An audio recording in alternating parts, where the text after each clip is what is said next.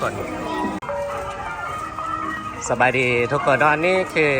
บรรยากาศพิธีแห่สร้างเฮียงเกยเนาะอยู่ที่ใจกลางนครหลวงพระบางทุกๆตอนเช้าของวันที่13เดือน4แล้วเพิ่นก็จะมีแห่สร้างเฮียงเกยนี่เนาะเพิ่นก็จะเริ่มพิธีอยู่ที่จุดนับพุหลังจากนั้นก็จะแห่มาที่วัดใหม่แล้วก็ไปที่วัดเสียงทองเนาะไปเฮียงเกยเนาะบาซีสุขวัญเพื่อเป็นสิริมงคล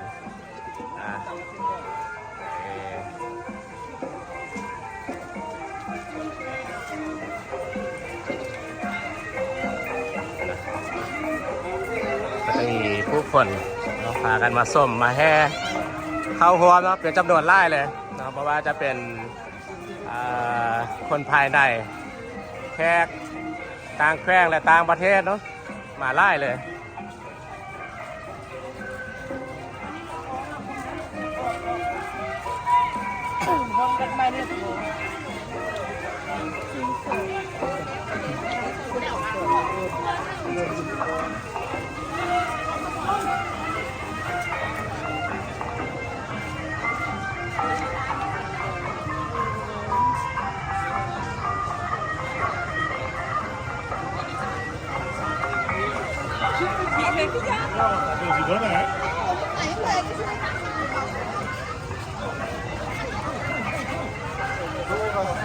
ถึกคืนแล้วก็มวนซื้อเลยเนาะ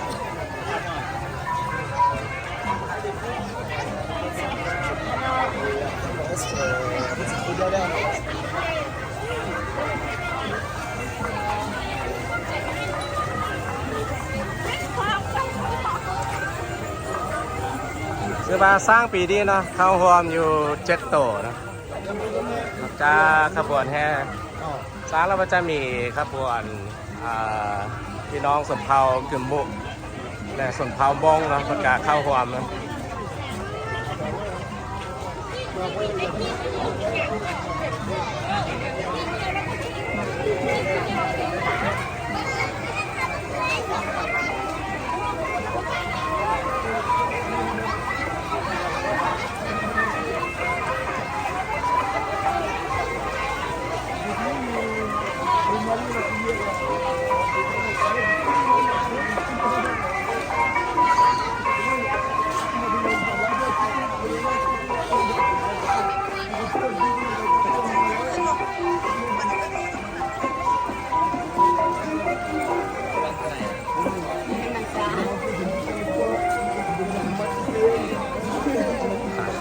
คนยอดปีนี้นะเขาซื้อว่าคึกคืนกว่าทุกๆปี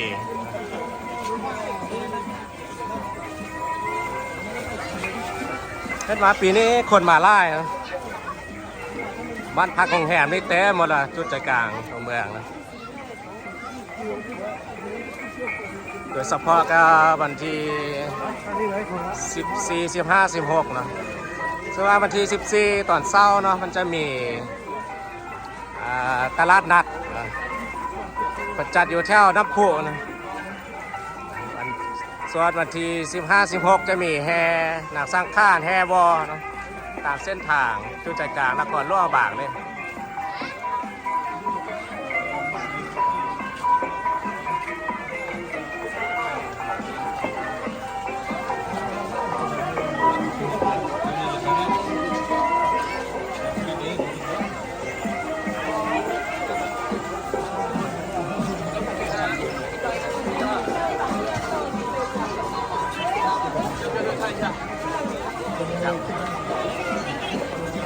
看这身价，来叫哥哥起来看一下。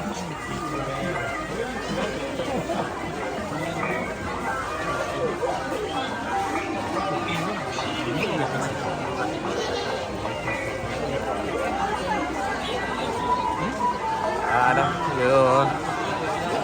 เจ้าจุดญาติวัดใบเนี่ยเนาะแน่นเลยคน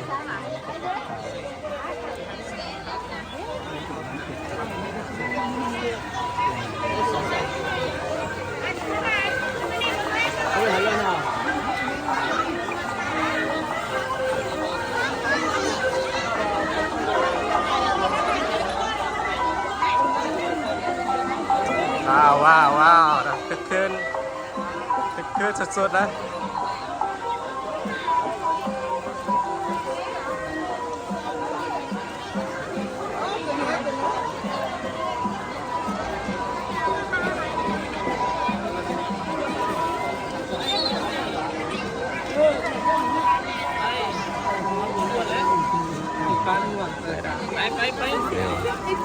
ผู้คนนะพากันมาส้มจำนวนไล่เลย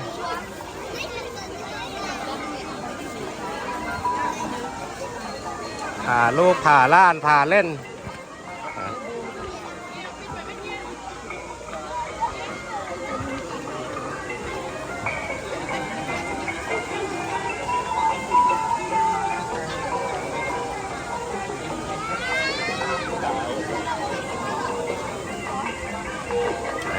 นี่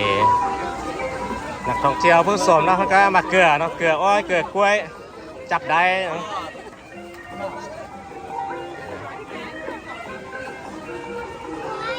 เด็กน้อยเนาะจับได้เนาะ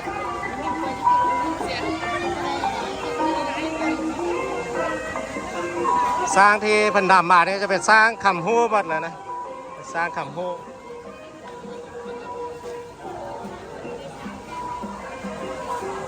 นี่นะจุดวัดไม้เนี่ยจุดที่ว่าเพิ่นจะมาเฮียงเกยเนาะทำพิธีอยู่จุดวัดไม้เนี่ย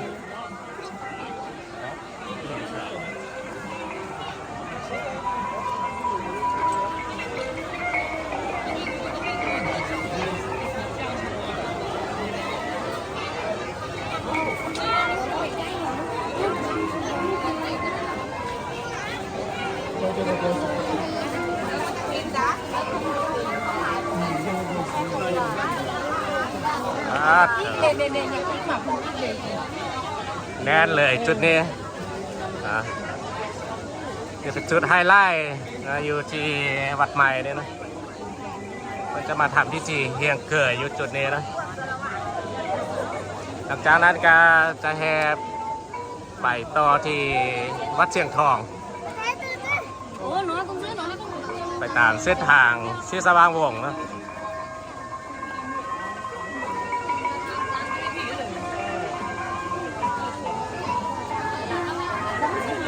รู้สึกว่ามีผู้คนและนักท่องเที่ยวนะมาเป็นจำนวนหลายแล้วปีนี้นะว้าวบรรยากาศให้ไปหลายปีพอสมควรเนาะรู้สึกว่าปี2025นี่กลับมาแล้ว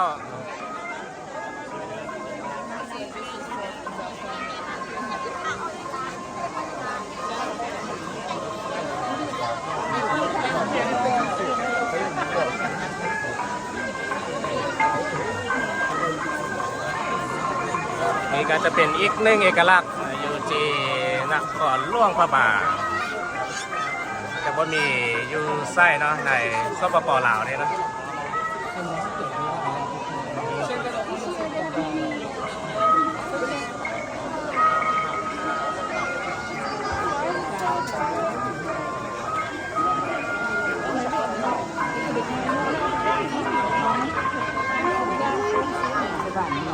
ต่อดานี่เนาะข้างวัดใหม่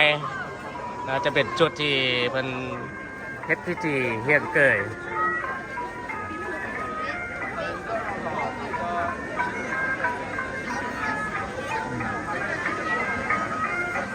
ก็จะนำสร้างมาเฮียนเกยอยู่จุดนี้นะ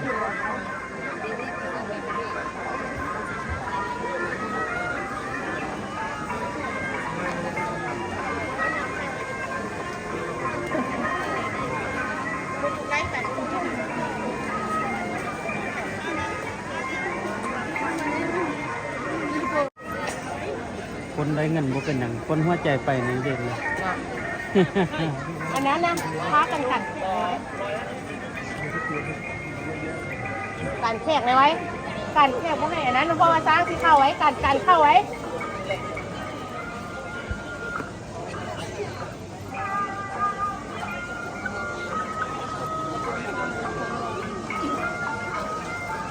ทางนี้เอามาจากไหนของสาเลยมาอยู่นี่ยุดกันแม่ ปีหลัง หลังนี้ทั้ง ปี นั้น นี้เอ็มนี่หยุดปีหลัง เดินผ่านหน้าผ่านไปผ่านมาไม่เห็น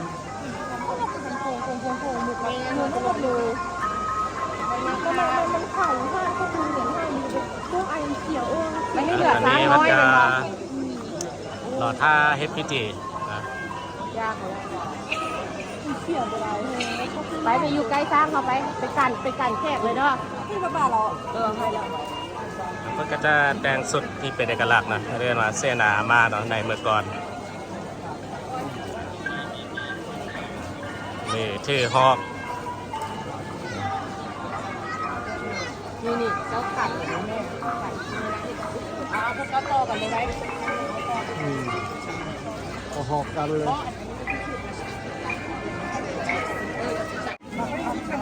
ตอนนี้มันก็เฮดพิธีเฮงเกิดอยู่ที่ข้างวัดใหม่นี่เป็นเทียบพอยแล้วนะจากนี้มันก็จะพากันแห่ไปเฮงเกิดอยู่ที่วัดเสียงทองก็จะมีบาซี่สุพรรณตอนนี้ฝนตกนะ มีฝนตกลงมาตอนนี้เนาะนะสามารถเอาอ้อยเนาะเอาอ้อยเอากล้วยเนาะเกลือได้เนาะเกลือสร้างนะเห็นนะโอ้ไล่ฮอดไปเลยเนาะอาหารกันกินนะ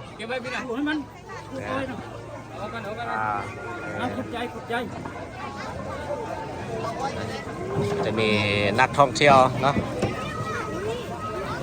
เนาะประกาศอนุญาตให้นะให้เอากล้วยเอาอ้อย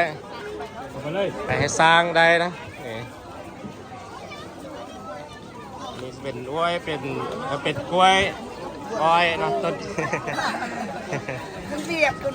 วียดอ๋อนี่นักท่องเที่ยวมาเต็มประเทศเวียดนามนะเวียดนามโอ้มีนักท่องเที่ยวจากเวียดนามนะเวียดนามจีนจีนนี่ถ้ามาไล่นะเนาะปีนี้บรรยากาศนี่สุดยอดเลยเฮ็ดจีนแล้วก็จะมีฝนตกลงมาเลยเนาะซุ่มเย็นเนาะว้าวสุดยอดเลย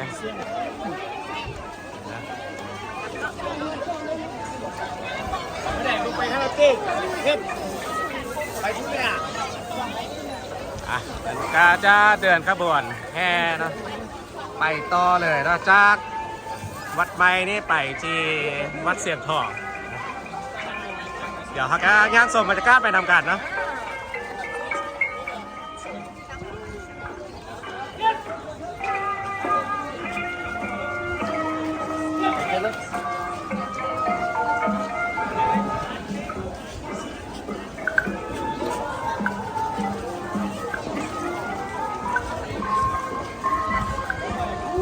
ก็จะมีผู้คนนะพากันให้อาหารการกิน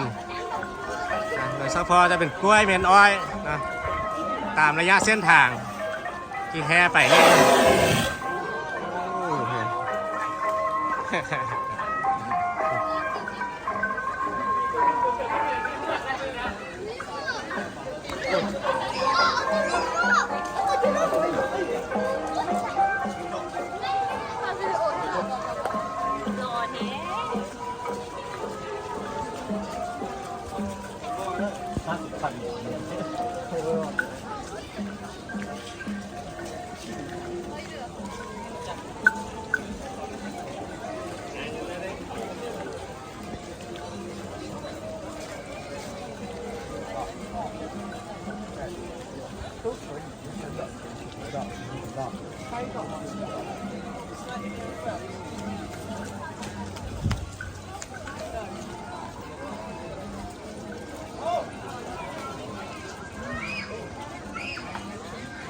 พิธีก็จะไปจบอยู่ที่วัดเสียงทองนะ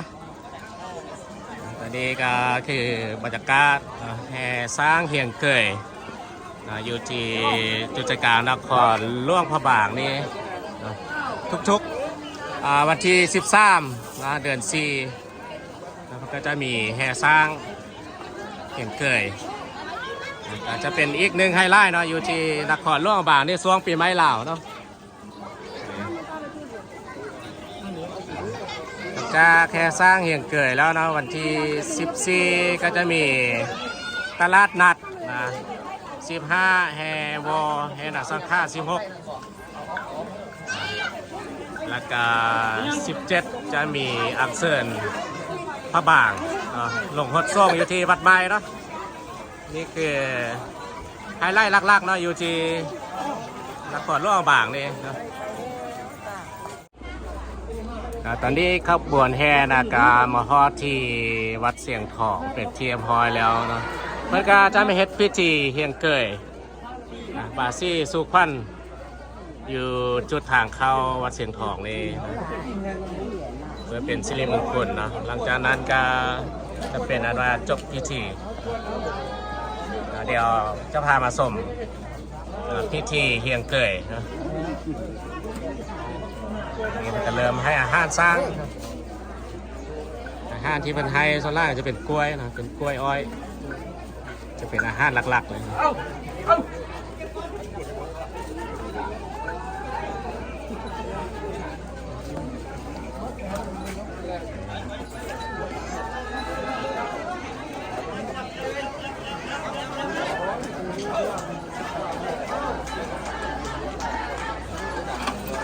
คนซีหมดส่วนมาเป็นจำนวนไล่เลยทีนี้รู้สึกว่าคึกคืนที่สุดเลยจะมีแขกต่างดาวสาวต่างแดนเข้ามาเป็นจำนวนไล่นะ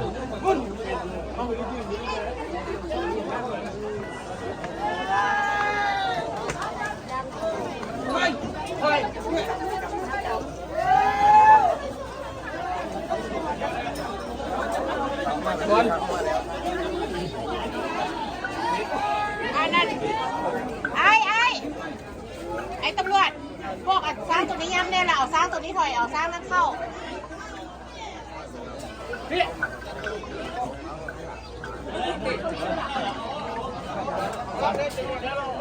ล้อมแล้วกินแล้วกินแล้ว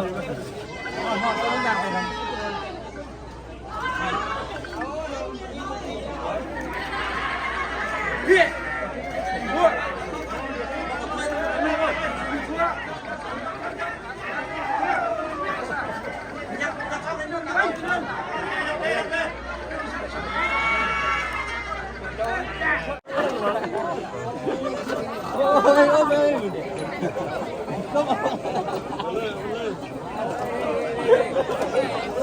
่เขาจะนำสร้างกลับไปเนาะ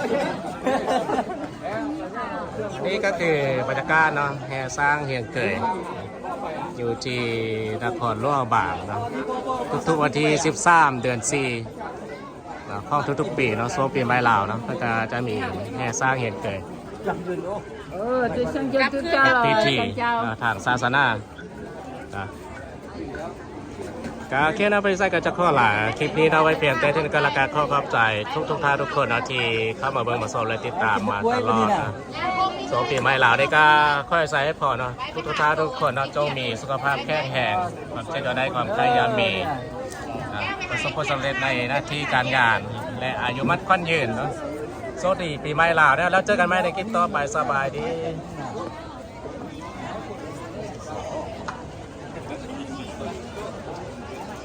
ต้นเนี่ยหกต้นมาแม่หกต้นไม่จัดอย่างเงี้ยก็หมดเถื่อน